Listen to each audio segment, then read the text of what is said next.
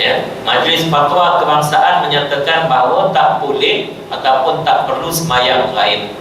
Sebab sembahyang gaib ini sebab bila ada kematian, sekali mati pun belum tentu lagi, tuan-tuan. Cuma disebut perjalanan telah berakhir di lautan Hindi, tuan-tuan. Kita kata mati, tuan-tuan.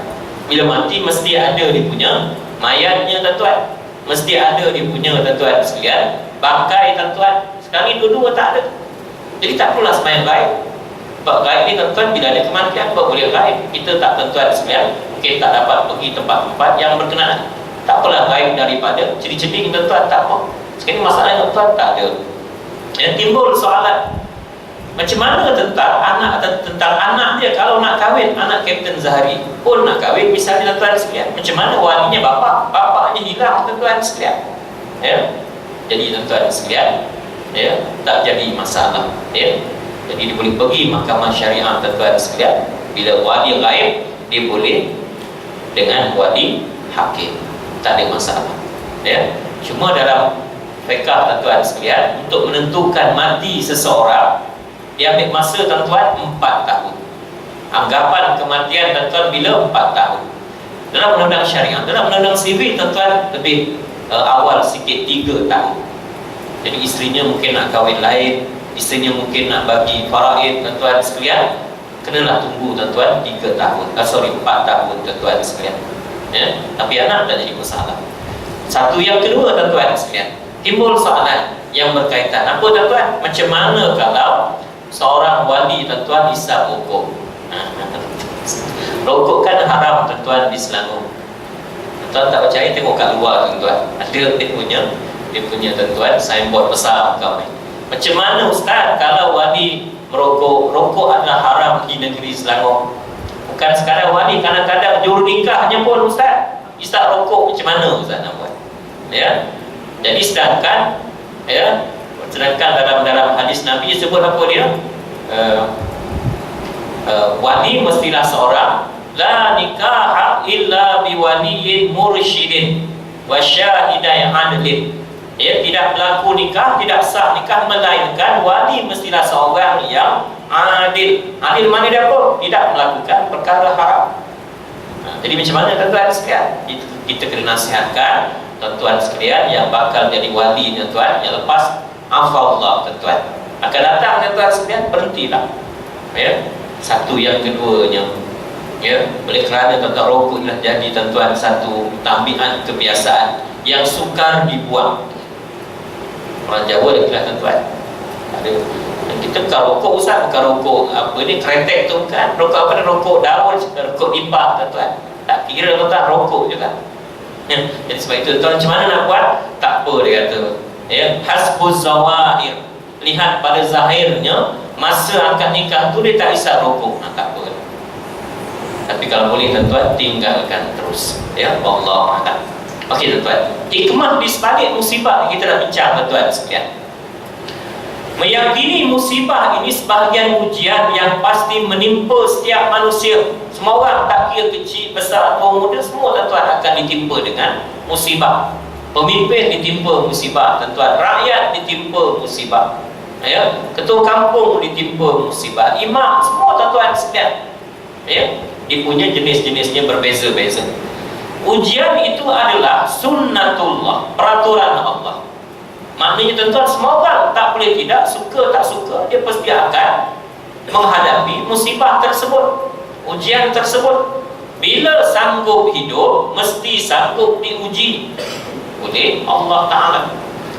Tabarakalladzi biyadihil mulk wa huwa ala kulli syai'in qadir. Alladzi khalaqal mauta wal hayata liyabluwakum ayyukum ahsanu amala.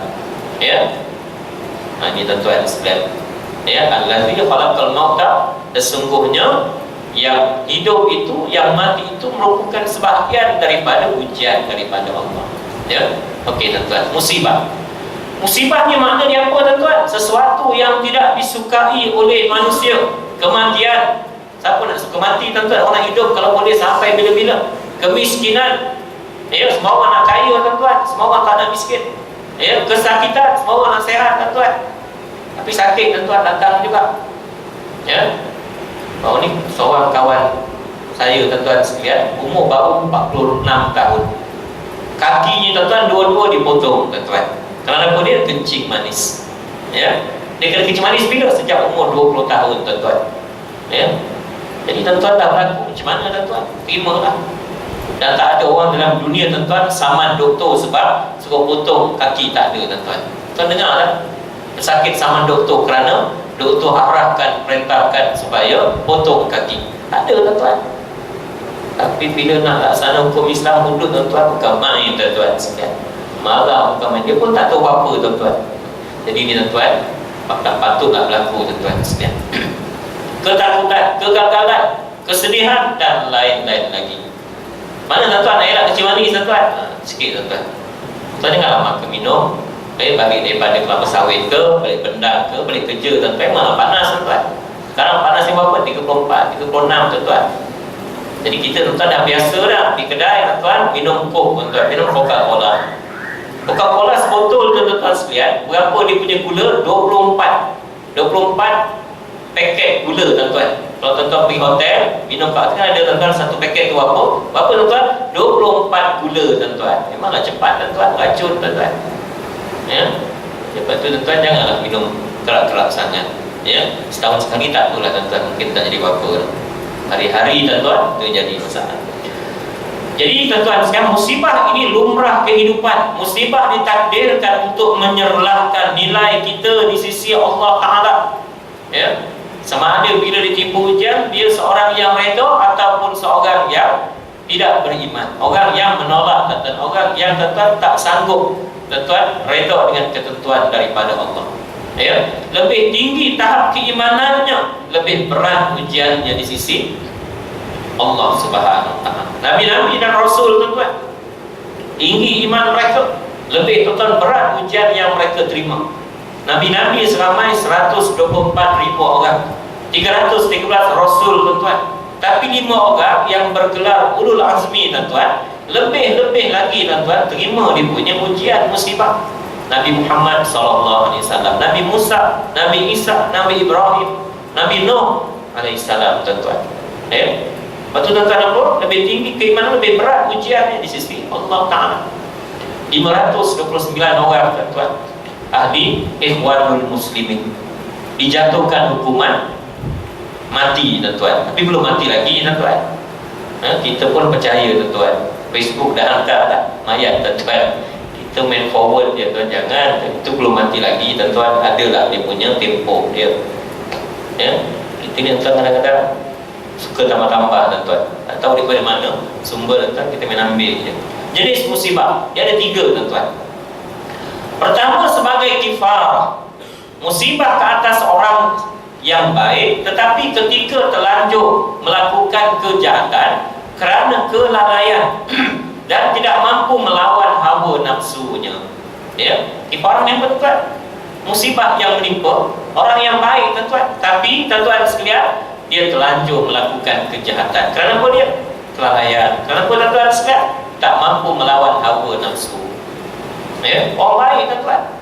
Allah Ta'ala tuan-tuan uji dengan musibah sebagai satu kifarah.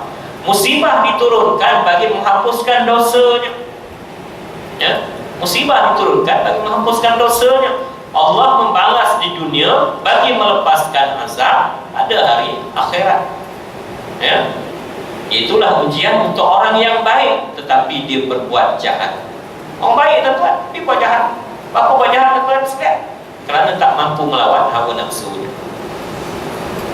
Tuan-tuan sekalian, orang kerja pejabat tanah, orang kerja pejabat daerah, orang kerja pejabat hutan tuan-tuan, biasalah tuan-tuan. Kawan saya pegawai hutan di Raub Pahang. Ya, bila dia pergi melapor diri tuan-tuan, seminggu tuan-tuan sekalian, ya, toki-toki balak ni ajak minum tuan-tuan di pekan Raub. Ya, tokinya balak ramai orang Cina tuan-tuan. Ya, sampai makan tuan-tuan, apa makan saukur di luar tuan-tuan. Masa itu tuan-tuan tahun 1990-an. Ya, kereta yang antara kereta Malaysia tuan-tuan yang terkenal, yang menarik tuan, apa dia? Perdana Wisik. Lalu tuan-tuan depan mereka. Apa kata kawan saya tuan-tuan, pegawai ni tuan, pegawai hutan Raub ni, cantiknya dia kata, oh hebat kereta ni. Tak ada apa tuan-tuan, depan toki-toki Cina tersebut. Ya, minggu depan tuan-tuan sekalian, ya, pengurus Proton tuan-tuan sekalian raup telefon dia. Cik, kereta yang cik tempat dah dapat tak? Sudah, dia tempat pun tidak, bayar apa pun tidak tuan-tuan. Ya, dia pun pergilah tuan-tuan. Ini mesti dapat lucky draw mana-mana ni kot. Mesti dapat hadiah petuah mana-mana, cabut Maidin ke mana ni. Sampai sana dia terkejut tuan-tuan sekalian. Rupa-rupanya dah dibayar RM50,000. Disambung bayar je lah. Ya. Siapa yang bayar tuan-tuan? Toki-toki barat tadi. Kalau dia ambil tuan-tuan sekalian, ya, maka dia terlibat dengan rasuah. Alhamdulillah tuan-tuan, tahun saya ini tuan-tuan sekalian, sembahyang tak tinggal. Alhamdulillah, boleh tuan-tuan, ya, menghadapi ujian tersebut. Tapi tak semua orang macam tu tuan-tuan. Tahun 1985 tuan-tuan, masa tu Proton baru keluar tuan-tuan, WBL, tuan-tuan masih ingat lagi. Harganya berapa tuan masa itu mula keluar? 17,000 tuan-tuan. Ya, masa tu orang kata apa tuan-tuan? Tin Milo tuan-tuan. Tak apalah tuan-tuan, Tin Milo pun. Ya, Proton tuan-tuan tak tahu. Jadi tuan-tuan dia kerjasama dengan Mitsubishi tuan-tuan. Ya, jadi ramailah jurutera-jurutera kita tuan-tuan berkursus di Jepun, Tokyo tuan-tuan sekalian. Ya, supaya berpindah pemindahan teknologi berlaku tuan-tuan. Ada hamba Allah yang tuan 2 orang pergi sana. Melayu dua-dua, Islam dua-dua. Sampai di sana tuan-tuan sekalian, Jepun ni memang cukup ramaikan tetamu yang datang. Ya, setiap seorang bagi bilik besar mukaman. Ya, bukan sekadar bilik tuan-tuan. 7 perempuan tuan-tuan dia bagi. Nak ikutlah nak buat apa pun. Nak suruh tolong basuh baju ke, atau orang picit ke, apa ke tuan-tuan boleh saja. Ya. Berapa lama tuan-tuan? Sebulan kat situ tuan-tuan. Ya. Kat rumah seorang ni tuan, 7 orang ni tuan-tuan. Dia dari Jepun ni tuan-tuan sekalian. Ya. Alhamdulillah tuan-tuan, yang seorang kawan kita ni tuan-tuan sekalian, dia tahu ini ujian daripada Allah. Ya. Ingat satu benda je, kalau kita jaga sembahyang, Allah Ta'ala akan jaga seluruh kehidupan kita. Jaga agama kita, jaga akhlak kita, jaga peribadi, jaga anak kita dan sebagainya. Tapi kalau kita tinggal sembahyang, runtuh agama, runtuhlah segala-galanya. Jadi tuan-tuan sekalian, sebulan di sana alhamdulillah. Peluang ada tuan-tuan. Siapa pun tak tahu tuan-tuan. Tapi tuan-tuan berkat dijaga sembahyang, terjaga tuan-tuan daripada melakukan zina. Kawan yang seorang senyum sampai ke telinga tuan-tuan. Habis. Ya. Beberapa bulan kemudian tuan-tuan, kawan saya tuan-tuan sekalian mesyuarat di London tuan-tuan. Mesyuarat di London. Ya. Sampai sana dia terkejut, bukan main tuan-tuan. Organizer ni yang menguruskan tempat dia tuan-tuan kursus di sana tuan-tuan sekalian. Bila masuk bilik hotel tuan, terkejut. Quran pun ada, arah kiblat pun ada. Ya. Tuan-tuan, tasbih pun ada, sejadah pun ada, komplit tuan-tuan, arah kiblat pun ada. Semua cukup tuan-tuan. Dia pun terkejut, bukan orang Islam tuan-tuan. Apa yang berlaku ni? Dia kata kami dapat panggilan daripada Tokyo, ada malaikat nak turun di London ni tuan-tuan. Tengok macam mana orang hormatnya tuan-tuan bila kita tuan-tuan sekalian jaga agama kita. Ya. Sebab itu tuan-tuan sekalian, ya, kifarah ni tuan-tuan untuk apa tuan-tuan? Untuk diturunkan oleh Allah menghapuskan dosa seseorang. Kan ada cerita tuan-tuan di zaman Nabi, seorang lelaki dia bercinta dengan seorang perempuan. Lelaki perempuan lah tuan-tuan, lelaki sama lelaki pula. Ya. Tetapi tuan-tuan sekalian, dilarang, dihalang oleh bapa kepada perempuan tersebut. Kan dihalang, tak benarkan langsung berjumpa. Ya, orang tengah bercinta tuan-tuan, tak pergi jumpa tuan-tuan, sakit tuan-tuan perempuan ini, akhirnya mati tuan-tuan, meninggal dunia. Peras bercinta tuan-tuan. Bila dia meninggal dunia tuan-tuan, siang tersebut, malamnya kekasih tadi, lelaki tadi ini pergi ke kubur, ya, perempuan tersebut. Dia korek kubur tersebut tuan-tuan sekalian. Kemudian dia dukung mayat tadi tuan-tuan, bawa tengah-tengah padang pasir yang tak ada orang. Sampai di padang pasir tuan-tuan, dia buka semua kain kapal, dia berzina dengan mayat kekasihnya tadi. Lepas tu dia tinggal tuan-tuan. Ya. Kemudian dia balik rumah. Bila balik rumah tuan-tuan tidur. Bila tidur tuan-tuan sekalian, dalam tidurnya tuan-tuan dia bermimpi.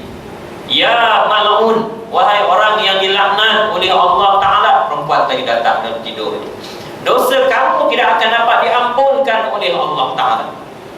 Ketika nanti semua orang bertemu Allah di hari di padang mahsyar, semuanya berpakaian, kamu telah kamu telah mencabut pakaian daripada tubuh badan. Ketika nanti orang lain semuanya suci bersih berhadapan dengan Allah, kamu telah mengotorkan kesucian tersebut. Dosa kamu tidak akan dapat diampunkan oleh Allah Ta'ala. Terkejut tuan-tuan, bangun tidur menangis tuan-tuan, baru sedar tuan-tuan, oh baik tuan-tuan, oh baik tuan-tuan sekalian, tapi tuan-tuan tak dapat kawal hawa nafsunya tuan-tuan sekalian. Sehingga tuan-tuan dia berjumpa dengan Nabi SAW, menangis macam seorang budak-budak, meraung tuan-tuan sekalian. Tapi dia tak cerita apa dosanya tuan-tuan. Sehingga Nabi tanya dia, adakah dosa kamu lebih besar daripada langit dan bumi? Kata dia, tuan-tuan, lebih besar daripada itu ya Rasulullah. Adakah lebih besar daripada kekuasaan Allah Ta'ala? Baru dia cerita tuan-tuan satu-satu apa yang dia buat. Nabi pun marah tuan-tuan. Nabi kata apa? Baliklah kamu. Dengan maksud tuan-tuan sekalian, balik supaya bertaubat kepada Allah. Ya. Bila balik tuan-tuan sekalian, ya, dia pun bertaubat kepada Allah, menangis siang malam pagi petang, ya, semayang tuan-tuan sekalian, minta ampun kepada Allah, menangis tuan-tuan semau-maunya tuan-tuan sekalian, sehinggalah sampai hari yang ke-40 dia meninggal dunia. Nabi disampaikan oleh malaikat bahawa dosanya diampunkan oleh Allah Ta'ala berkat kesungguhannya bertaubat, mendapat peringatan dan amaran atas kelalaiannya, lalu berusaha untuk bertaubat. Nanti di akhirat Allah Ta'ala lepaskan azab, sebab di dunia dah dapat kifarah, ya, sehingga dia bertaubat bersungguh-sungguh kepada Allah. Di zaman Nabi ada seorang wanita yang bernama Al-Ghamidiyah. Al-Ghamidiyah tuan-tuan sekalian, seorang wanita yang berzina. Ini dah kahwin tuan-tuan, dia berzina tuan-tuan sekalian. Masa dia berzina tuan-tuan, tak siapa nampak dia pun. Ini tuan-tuan hebatnya sahabat-sahabat Nabi tuan-tuan. Buat puasa jaiz tak ada, buat puasa agama tak ada tuan-tuan. Sebab masing-masing jadi polis dalam diri mereka. Siapa buat salah, surrender jumpa Nabi. Wahai Nabi, aku dah zina dah. Nabi paling arah lain. Sebab apa tuan-tuan? Zina hukumannya berat, buktinya pun kena berat tuan-tuan sekalian. Nabi kata, Nabi paling arah lain. Wanita ni tuan-tuan ulang balik sampai 4 kali dia kata dia dah berzina. Nabi kata, apa kamu punya bukti? Ni anak dalam perut aku ni, bukti aku dah berzina.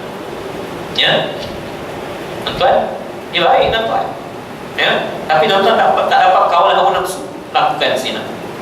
Siapa pun tak nampak tuan-tuan, dia sendiri tuan-tuan jumpa dengan Nabi, minta dihukum rejam tuan-tuan sekalian. Nabi kata, baliklah dulu. Kalau kami rejam kamu sekarang, kamu mati, anak kamu tak berdosa mati. Yang salah ni kamu seorang je, anak dalam perut tu tak berdosa apa. Dia pun balik tuan-tuan, tunggu sampai anaknya lahir. Bila anak dia lahir tuan-tuan, 2-3 bulan kemudian dia jumpa Nabi. Siapa pun tak tangkap dia tuan-tuan, mahkamah pun tak hantar tuan-tuan tangkap orang dia, tak ada tuan. Dia sendiri jumpa Nabi tuan-tuan, ada iman lagi tuan-tuan sekalian.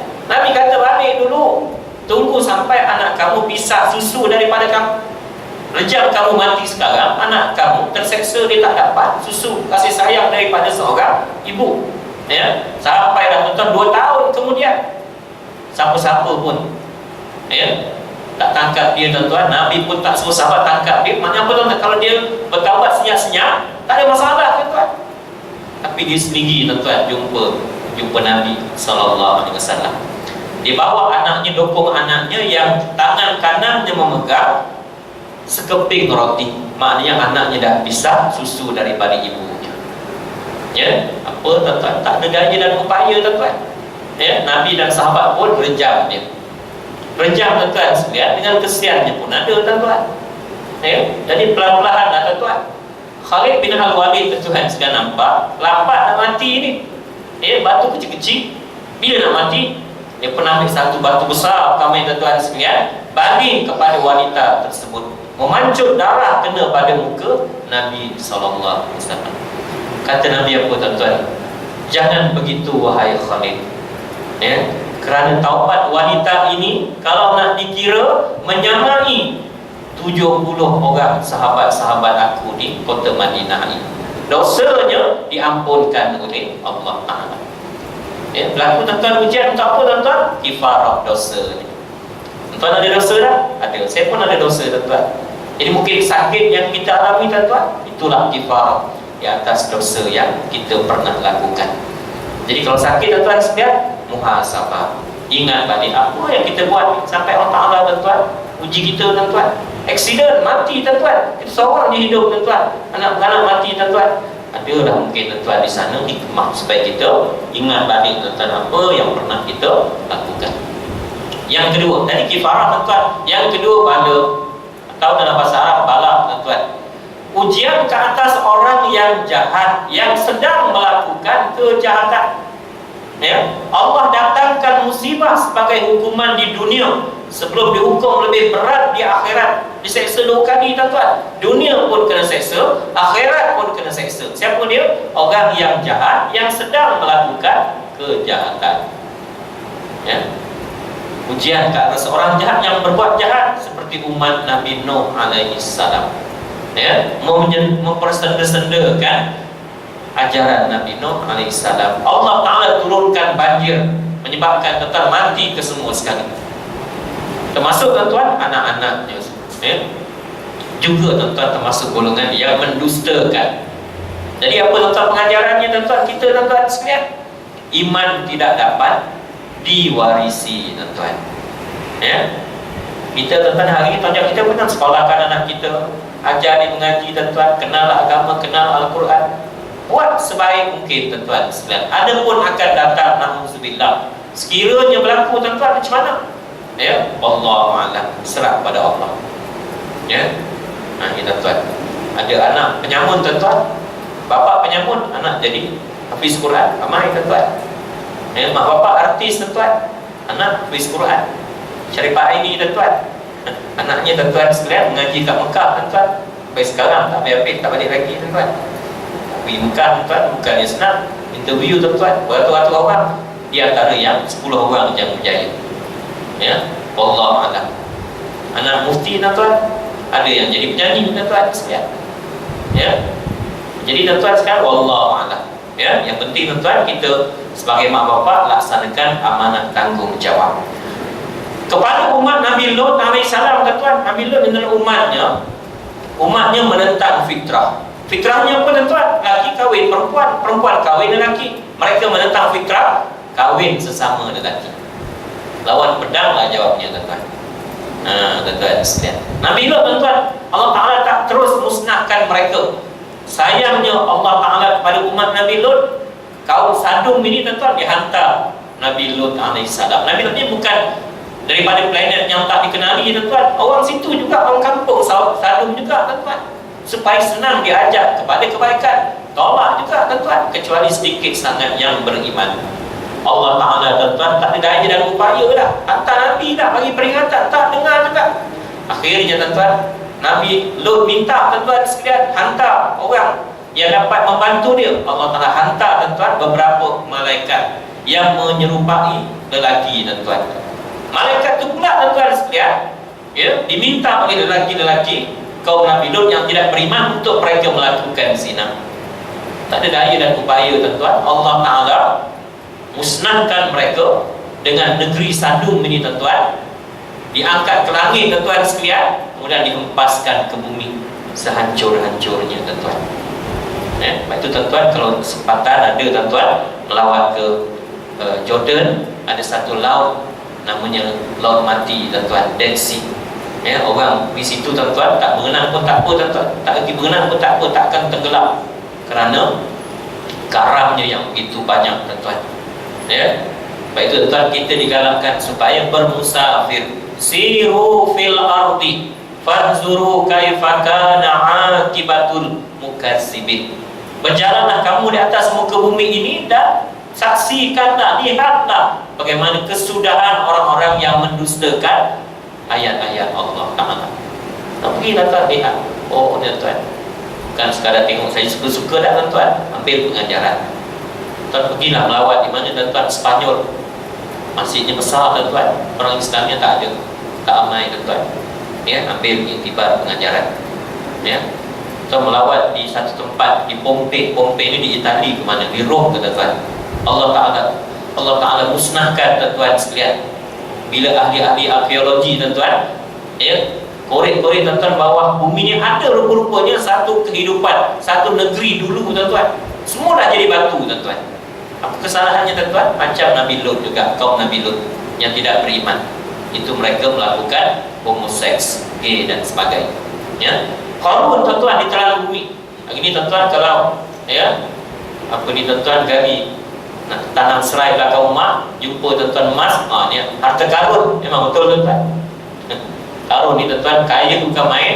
Sampai, tuan-tuan sekalian, anak kunci, tuan-tuan, rumah dia punya, tuan-tuan sekalian, rumah hartanya, pintu besi, tuan-tuan sekalian, dibawa oleh 40, tuan-tuan, kuda, tuan-tuan. Bayangkan, ya, jenis musibah. Tadi, tuan-tuan, balak tadi pada siapa dia? Orang yang jahat yang sedang melakukan kejahatan. Tahun ni baru ni kita lihat, tuan-tuan, dalam Facebook banyak, tuan-tuan. Kita tengok di mana, tuan-tuan, Arab ke di mana, tengah minum arak, tengah berjoget, tuan-tuan, tiba-tiba, tuan-tuan sekalian, ditelan bumi, tuan-tuan, jatuh dalam kau, mati semua sekali. Ya, kita mungkin ingat lagi taufan Great yang berlaku di Sabah, tuan-tuan, di Tambunan, Sabah. Cikgu yang pernah mengajar di sana, dia tahu lah, tuan-tuan sekalian. Ya, taufan Great ni, tuan-tuan sekalian, yang berlaku di Tambunan sebelum tsunami berlaku di Aceh, tuan-tuan, sebelum tahun 2006. Sama, tuan-tuan, malam Christmas juga. Ya, kampung ni, tuan-tuan, jauh daripada sungai. Saya tanya orang situ berapa jauh? 36 km, Ustaz. Sini ke Murid lah, tuan-tuan, mungkin jauh, tuan-tuan sekalian. Mana ada sungai, tuan-tuan. Tapi kuasa Allah jadi, tuan-tuan. Malam Christmas mereka, tuan-tuan, merayakan. Islam tak Islam, tuan-tuan, sama je lebih kuat. Ya, sama naik je, tuan-tuan sekalian. Apa mereka buat? Minum arak, zina. Bagi kucing minum arak, bagi anjing minum arak. Kucing pun mabuk, anjing pun mabuk. Ya, tuan punya anjing, kucing pun mabuk, tuan-tuan. Lepas tu mereka bertukar-tukar pasangan, lagi perempuan, budak kecil, tua muda. Allah Ta'ala, tuan-tuan, datangkan taufan. Daripada mana, tuan-tuan? Jauh, 36 km, tuan-tuan. Habis air, tuan-tuan, membawa mereka, tuan-tuan, hilang. 300 lebih orang mati, tuan-tuan. Ya, tsunami, tuan-tuan sekalian, 600,000 orang mati dan hilang, tuan-tuan. Sampai sekarang tak jumpa, tuan-tuan. Ada hikmahnya, tuan-tuan sekalian. Ya, apa hikmah yang paling besar, tuan-tuan sekalian? Hikmahnya, tuan, paling besar aman, tuan-tuan, hari ini Aceh, tuan-tuan. Dulu, tuan-tuan sekalian, Aceh ini memohon untuk merdeka, tuan-tuan. Berapa lama dah berperang gerakan Aceh merdeka. Ya, Aceh ni, tuan-tuan, banyak dengan minyak, tuan-tuan. Tapi, tuan-tuan, Aceh tak dapat apa-apa. Ya, dapat kerak je, tuan-tuan. Semuanya dibawa ke mana? Jakarta, tuan-tuan sekalian. Ya, pasti pemerintah ni, pemerintah Jakarta, tuan-tuan. Berperang berapa lama, tuan-tuan? 40 tahun. Beratus-ratus ribu mati terkorban. Tersama Islam, tuan-tuan. Akhirnya bila berlaku tsunami, tuan-tuan sekalian, sallu ala Nabi. Hari ini Aceh dapat, tuan-tuan sekalian, hak otonomi, tuan-tuan sekalian. Tak ada dah gencatan senjata dah berlaku. Tak ada dah bunuh sesama sendiri. Boleh laksanakan, tuan-tuan, hudud di Aceh sahaja. Sebab dia minta, tuan-tuan. Ya, alhamdulillah. Jadi, tuan-tuan, tempat lain macam mana? Tempat lain kena jadi tsunami dululah, tuan-tuan, baru nak jalankan apa ni, perkara tersebut, baru nak percaya, tuan-tuan, takut dan sebagainya. Okey, yang ketiga, tuan-tuan, jenis musibah yang ketiga, musibah ke atas orang baik ketika melakukan kebaikan sebagai tanda kasih sayang Allah kepada hamba-Nya yang taat. Ibtila. Itu dalam Quran disebut, wa izibtala Ibrahim. Allah Ta'ala menguji, ya, kepada Nabi Ibrahim. Ya, banyak tentang ayat disebut dalam Quran. Ya, jadi apa, tuan-tuan sekalian, musibah ini, ibtila ini ialah musibah ke atas orang baik ketika melakukan kebaikan sebagai tanda kasih sayang Allah kepada hamba-Nya yang taat. Nabi, tuan-tuan, Allah Ta'ala uji, tuan-tuan, banding dengan tuan-tuan najis. Ketika sujud, tuan-tuan, ditabur dengan perut unta, tuan-tuan sekalian. Nabi, tuan-tuan sekalian, pergi Taif, dibanding dengan batu rejam sampai tak ada satu pun tubuh badan Nabi kecuali semuanya berdarah belaka. Ya, mengapa, tuan-tuan? Ya, Nabi, tuan-tuan, ya, itu apa, tuan-tuan? Supaya mendapat pahala yang berganda dan ditinggikan darjahnya di sisi Allah Ta'ala. Sebab dia mendapat tuan-tuan sekalian pahala. Pahala apa tuan-tuan sekalian? Dengan musibah tersebut, dengan ibtila tersebut, orang baik tadi dapat pahala apa? Pahala mereka, pahala syahid, ya, pahala sabar, pahala pemaaf. Nabi tuan-tuan sekalian ditabur tuan-tuan, diterjang dengan batu oleh pemuda-pemuda Taif tuan-tuan sekalian. 3 batu perjalanan keluar daripada Taif dengan anak angkatnya Zaid bin Harisah, ya. Malaikat Jibril alaihissalam ketika Nabi sedang berlindung di bawah pohon kurma,